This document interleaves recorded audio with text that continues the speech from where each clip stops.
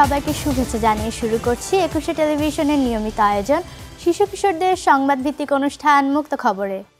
স্বাগত জানাচ্ছি আমি নুসরাত জাহান অর্ষা। মুক্ত খবর বাংলাদেশের শিশু কিশোরদের একমাত্র সংবাদ ভিত্তিক সাপ্তাহিক অনুষ্ঠান।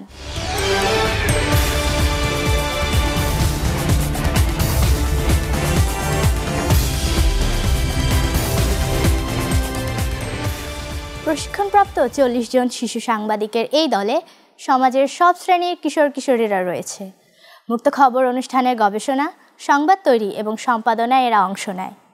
একুশে টেলিভিশন একটি জাতীয় সম্প্রচার মাধ্যম হিসেবে কিশোর কিশোরীদের মত প্রকাশের অধিকার হিসেবে আধুনিক দৃষ্টিভঙ্গি গড়ে তোলায় বিশ্বাসী। প্রথমে খবর শিরোনামে রয়েছে, দেশের খবরে থাকছে প্রায় 2.5 লাখ রোহিঙ্গা শিশুদের শিক্ষা ঝুঁকিতে। প্রাণী জগতে থাকছে পৃথিবীর অ্যালাপিড পরিবারভুক্ত বিষধর সাপ ব্ল্যাক মাম্বা। আনন্দ লোকে থাকছে দেশের দ্বিতীয় বৃহত্তম কৃত্রিম হ্রদ মহামায়া লেক। বিজ্ঞান ও প্রযুক্তিতে থাকছে পিক্সেল ট্যাবলেট 7-এ 3টি ডিভাইস উন্মুক্ত করেছে গুগল। এবং থাকছে আজকের এই বিশেষ দিনে ও চিঠিপত্র।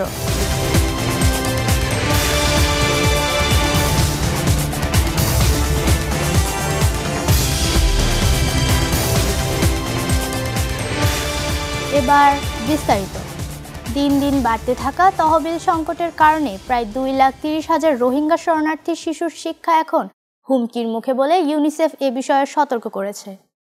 অবিলম্বে টেকসই অর্থনৈতিক সহযোগিতা ছাড়া শরণার্থীদের সব ধরনের সহায়তার সুযোগ ঝুঁকিতে পড়ছে, যার মধ্যে বিশ্বের সবচেয়ে বড় এই শরণার্থী শিবিরের শিশুদের জন্য জরুরি মৌলিক শিক্ষার সুযোগ হারানোর মতো বিষয়ও রয়েছে। বিস্তারিত জান্নাতুল ফেরদৌসের প্রতিবেদনে।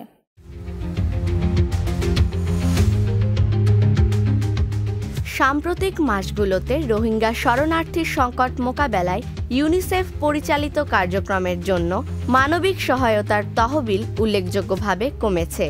এর প্রভাব পড়েছে শরণার্থী শিবিরগুলোতে। ইউনিসেফের সহায়তা পুষ্ট শিক্ষা কেন্দ্রগুলোতে ভর্তি হওয়া স্কুলগামী শিশুদের 83% শিক্ষার উপর। নতুন তহবিল গঠন এবং নতুন করে কার্যক্রম সাজানোর নিরলস প্রচেষ্টা চালানোর পরেও তহবিল সংকটের কারণে ইউনিসেফকে কিছু কষ্টদায়ক সিদ্ধান্ত নিতে হয়েছে। এর মধ্যে কিন্ডারগার্টেন থেকে 2য় শ্রেণী পর্যন্ত শিক্ষার্থীদের সঙ্গে কাজ করা হোস্ট কমিউনিটির স্বেচ্ছাসেবক শিক্ষকদের সহায়তা স্থগিত করার মতো বিষয় রয়েছে। 2025 সালের 30 জুন মাসের মধ্যে সর্বমোট 1,179 জন স্বেচ্ছাসেবক শিক্ষকদের ইউনিসেফের অংশীজনদের সঙ্গে চুক্তি শেষ হবে। এই স্বেচ্ছাসেবকরা মূলত স্থানীয় জনগোষ্ঠীর সদস্য। বাংলাদেশের ইউনিসেফের প্রতিনিধি রানা ফ্লাওয়ার্স তিনি বলেন, জরুরি শিক্ষা সেবাসমূহ অব্যাহত রাখার জন্য আমরা সম্ভাব্য সবকিছু করছি। ইউনিসেফ অন্যান্য কিছু তহবিল আকৃষ্ট করতেও সক্ষম হয়েছে, কিন্তু দুর্ভাগ্যজনকভাবে এগুলো পেতে বিলম্ব হবে এবং ফলে ইউনিসেফ শিক্ষা কেন্দ্রগুলো সাময়িকভাবে বন্ধ করে দিতে বাধ্য হবে। জরুরি তহবিল ছাড়া শিক্ষা কেন্দ্রগুলো বন্ধ থাকতে পারে এবং তাতে রোহিঙ্গা শিশুদের পুরো প্রজন্ম পেছনে পড়ে থাকার ঝুঁকিতে পড়েছে।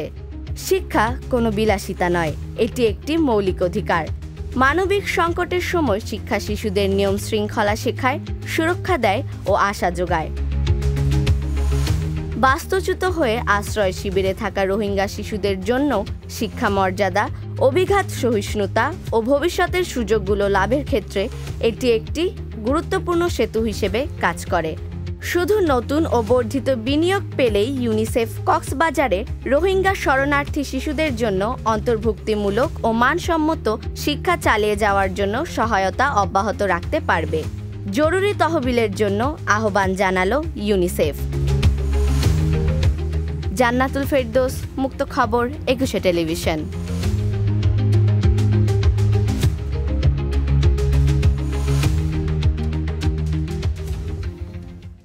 আমাদের এবারের আয়োজন প্রাণী জগৎ।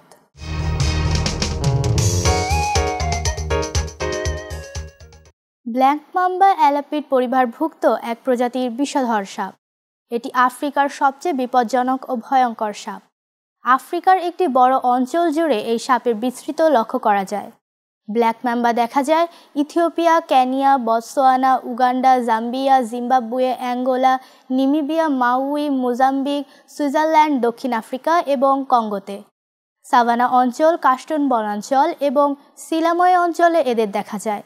এরা নিজেরা হুমকির সম্মুখীন হলে আক্রমণাত্মক হয়ে যায় এবং মরণঘাতী দংশন করতে দ্বিধা করে না। বিস্তারিত থাকছে আকসার আক্তার অথয়ের ডেস্ক রিপোর্টে।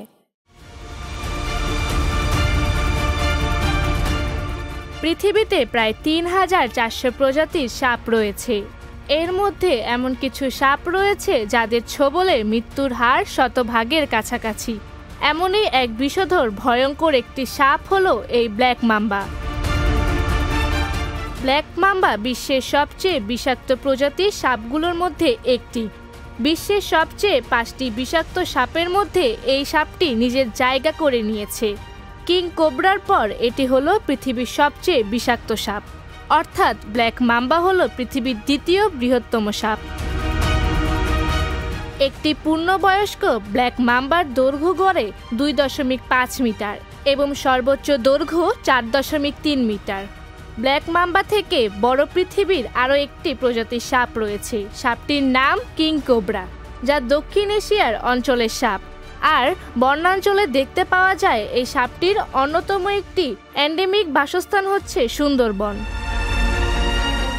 ব্ল্যাক মাম্বার শরীরের তাপমাত্রা নিয়ন্ত্রণের জন্য বাহ্যিক তাপের উপর নির্ভরশীল। ব্ল্যাক মাম্বা নামটি একটি ভুল পথ নির্দেশনামূলক কারণ। সাপটির ত্বকের সত্যিকারী রং কালো নয়, বরং গাঢ় ধূসর জলপাই রঙের। ব্ল্যাক মাম্বা পৃথিবীর সবচেয়ে দ্রুতগামী সাপ হিসাবে চিহ্নিত। দাবি করা হয় এদের কিছু প্রজাতির ঘন্টায় 19.5 কিলোমিটার বেগে চলাচল করতে পারে।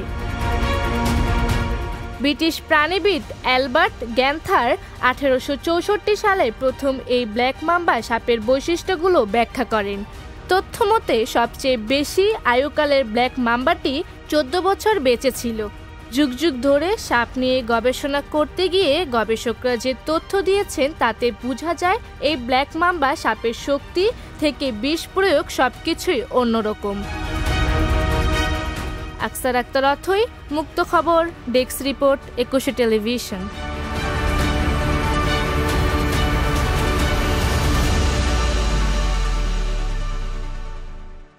বন্ধুরা, এবার নিচ্ছে একটি বিরতির পর মুক্ত খবরে আরও যা থাকছে। আনন্দলোকে থাকছে দেশের দ্বিতীয় বৃহত্তম কৃত্রিম হ্রদ মহামায়া লেক। বিজ্ঞান ও প্রযুক্তিতে থাকছে পিক্সেল ট্যাবলেট 7-এর 3টি ডিভাইস উন্মুক্ত করেছে গুগল।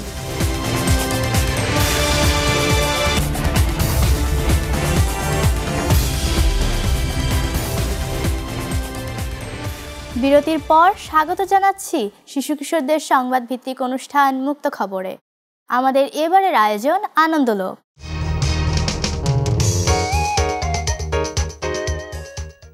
দেশের অন্যতম দর্শনীয় স্থান চট্টগ্রামের মিরসরাই উপজেলার কৃত্রিম মহামায়া হ্রদ। মহামায়া ইকো পার্ক ও ঝর্ণার সৌন্দর্য উপভোগ করতে ভ্রমণ পিপাসুরা প্রতিদিন ভিড় জমান। কাপ্তাই লেকের পর দেশের দ্বিতীয় বৃহত্তম কৃত্রিম হ্রদ মহামায়া। 11 বর্গ কিলোমিটার আয়তন বিশিষ্ট লেকটি চট্টগ্রাম শহর থেকে 45 কিলোমিটার উত্তরে মিরসরাই উপজেলার দুর্গাপুর ইউনিয়নে ঠাকুরদিঘি বাজার থেকে 2 কিলোমিটার পূর্বে পাহাড়ের পাদদেশে অবস্থিত। বিস্তারিত রিপোর্ট করছেন সাদিয়া ইসলাম নীলিমা।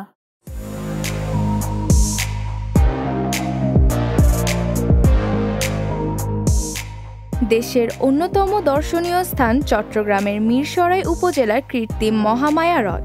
কাপ্তাই লেকের পর দেশের দ্বিতীয় বৃহত্তম কৃত্রিম হ্রদ মহামায়া।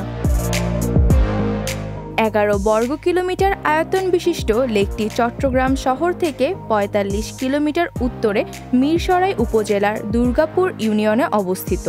তথ্য অনুসারে জানা যায় 2007 থেকে 2008 সালে প্রকল্পটি কাজ শুরু হয়। 2009 সালে নির্মাণ কাজ শেষ হয়। হ্রদটি তৈরি করতে 3360 হেক্টর জমি ব্যবহার করা হয়। মহামায়া প্রকল্পে প্রায় 23 কোটি টাকা ব্যয় হয়েছে। 2010 সালে 29 ডিসেম্বর প্রকল্পটি উদ্বোধন করা হয়। মহামায়া পাহাড়ের পাদদেশে আঁকাবাঁকা লেকটি যেন অপার সৃষ্টি। ছোট বড় কয়েকটি পাহাড়ের মাঝখানে অবস্থিত এই লেকের অন্যতম আকর্ষণ ঝর্ণা। লেকের ভেতরে আছে পানি পরিমাপ করার রেগুলেট বা ব্রিজ, যেখানে দাঁড়িয়ে পর্যটকেরা সৌন্দর্য উপভোগ করতে পারেন। নীলাভ জলরাশিতে ডিঙি নৌকা কিংবা ইঞ্জিন চালিত বোট নিয়ে অপরূপ সৌন্দর্যের উপভোগ করা যায় এই লেকের মাঝে। নৌকার প্রতিটির ভাড়া ওঠানামা করে 600 থেকে 1000 টাকার মধ্যে। বন্ধুবান্ধব ও পরিবার পরিজন নিয়ে কলকল ধ্বনিতে মুখর লেকে নৌভ্রমণ ভীষণ আনন্দদায়ক। চারপাশে পাহাড়ের বুক চিরে ছুটে চলা যে কোনো পর্যটককে মুগ্ধ করবে। গোধূলি লগ্নে সূর্য যখন অন্তিম নীলিমায় ডুবে যায়, তখন লেকের পরিবেশ মোহনীয় হয়ে ওঠে। পিকনিকের জন্য মহামায়া লেক এক দারুণ একটি জায়গা। এখানে আছে পিকনিকের সেট, রান্না করেও খেতে পারে পর্যটকরা। অনেকে বিস্তীর্ণ ভূমিতে ফুটবল কিংবা ক্রিকেট খেলায় মেতে ওঠেন। শিশুদের জন্য আছে খেলার জায়গা। প্রায় সারা বছরই পর্যটকদের পদচারণায় মুখর থাকে এই মহামায়া লেকে। সাদিয়া ইসলাম নীলিমা, মুক্ত খবর, 21 টেলিভিশন, মহামায়া লেক, মিরসরাই।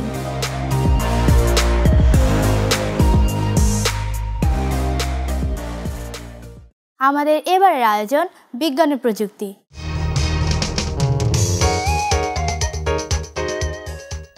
সম্প্রতি অনুষ্ঠিত হয়ে যাওয়া ডেভেলপার সম্মেলনে পিক্সেল 4, পিক্সেল ট্যাবলেট ও পিক্সেল 7-এ 3টি ডিভাইস উন্মুক্ত করেছে গুগল। তবে সবচেয়ে বেশি আগ্রহ ছিল পিক্সেল ফোল্ড নিয়ে। স্যামসাং, ওপ্পোর পর গুগল ফোল্ডিং বা ভাঁজ করা ফোন এনেছে বাজারে। পিক্সেল ফোল্ড কেমন বাজার পাবে তা অবশ্য বলার সময় এখনও আসেনি। বিস্তারিত থাকছে ওয়াসিস আরওয়ার প্রাজ্ঞর ডেস্ক রিপোর্টে। সম্প্রতি অনুষ্ঠিত হয়ে যাওয়া ডেভেলপার সম্মেলনে পিক্সেল ফোল্ড, পিক্সেল ট্যাবলেট ও পিক্সেল 7a এই 3টি ডিভাইস উন্মুক্ত করেছে গুগল। স্যামসাং, অপোর পর গুগলও ফোল্ডিং বা ভাঁজ করা ফোন এসেছে বাজারে। পিক্সেল ফোল্ড কেমন বাজার পাবে তা অবশ্য বলার সময় এখন আসেনি।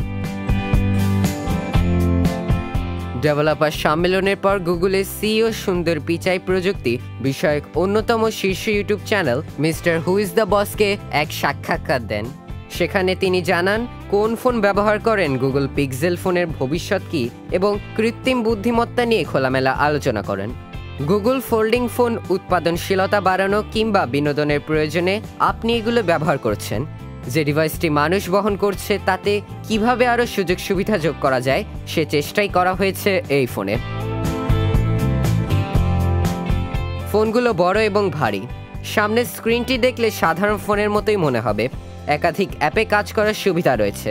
তাছাড়া এই ফোন ট্যাব হিসেবে কাজ করা যায়।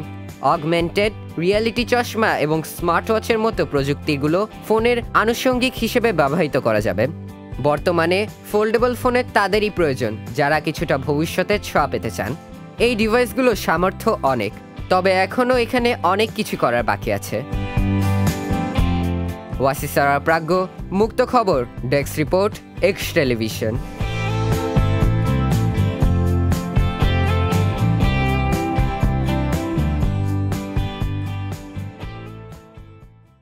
বন্ধুরা, আবারও নিতে হচ্ছে একটি বিরতি। তবে বিরতির পর মুক্ত খবর অনুষ্ঠানে আরও যা থাকছে। আজকের এই বিশেষ দিনে ও চিঠিপত্র।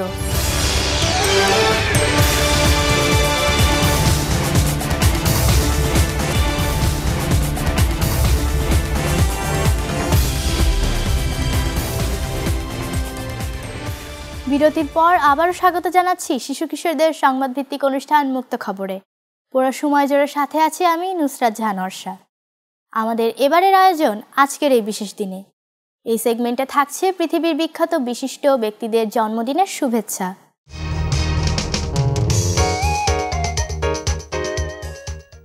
আলফ্রেদো দি স্তেফানো।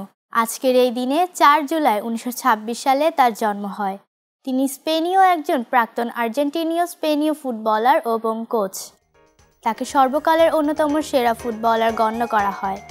তবে আর্জেন্টিনীয় হলেও তার মূল পরিচিতি স্পেনের ক্লাব রিয়াল মাদ্রিদের খেলোয়াড় হিসেবে। 1943 সালে আর্জেন্টিনার রিভার প্লেট ক্লাবে তার খেলোয়াড়ি জীবন শুরু হয়। পরবর্তী 1 দশক তিনি আর্জেন্টিনা ও কলম্বিয়ার বিভিন্ন ক্লাবে খেলেন। আজ তার জন্মদিনে একুশে টেলিভিশন ও মুক্ত খবরের পরিবারের পক্ষ থেকে জানায় জন্মদিনের অনেক অনেক শুভেচ্ছা। স্যার অ্যালেক ভিক্টর ব্যাটসার আজকের এই দিনে 4 জুলাই 1918 বার্কশায়ারের রিডিং এলাকায় জন্মগ্রহণকারী বিখ্যাত পেশাদার ইংরেজ আন্তর্জাতিক ক্রিকেট তারকা ছিলেন। ইংল্যান্ড ক্রিকেট দলে তিনি মূলত মিডিয়াম ফাস্ট বোলার হিসেবে খেলতেন। পাশাপাশি ডান হাতে ব্যাটিংয়েও পারদর্শিতা দেখিয়েছেন তিনি। দ্বিতীয় বিশ্বযুদ্ধে সক্রিয় অংশগ্রহণ করেন। যুদ্ধের শেষ দিকে ইতালিতে অবস্থানকালীন ব্যাটসার যমজ ভ্রাতৃদ্বয়ের সাথে আর্থার ম্যাকিন্টায়ারের বন্ধুত্বমূলক সম্পর্ক গড়ে ওঠে। অ্যালেক ব্যাটসার ঘরোয়া প্রথম শ্রেণী ইংরেজ কাউন্টি ক্রিকেটের সারে দলের প্রতিনিধিত্ব করেন। বিংশ শতাব্দীতে তাকে সেরা ইংরেজ ক্রিকেটারদের অন্যতম রূপে গণ্য করা হয়। আজকে তার জন্মদিনে একুশে টেলিভিশন ও মুক্ত খবরের পরিবারের পক্ষ থেকে জানায় জন্মদিনের অনেক অনেক শুভেচ্ছা। শিশু কিশোরদের সংবাদ ভিত্তিক অনুষ্ঠান মুক্ত খবর কেমন লাগলো? তোমাদের যে কোনো মতামত, পরামর্শ এবং শিশুদের যে কোনো বিষয়ে তথ্য প্রতিবেদন পাঠাতে পারো এই ঠিকানায়।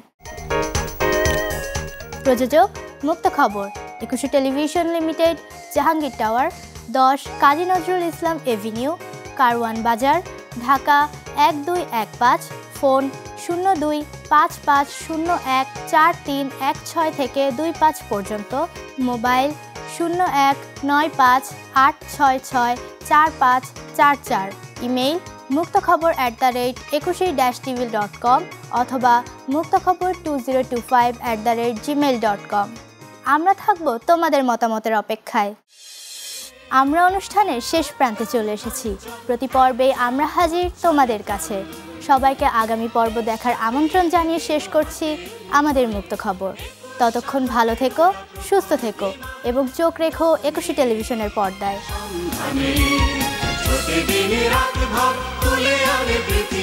মুক্ত খবর, মুক্ত খবর, মুক্ত খবর।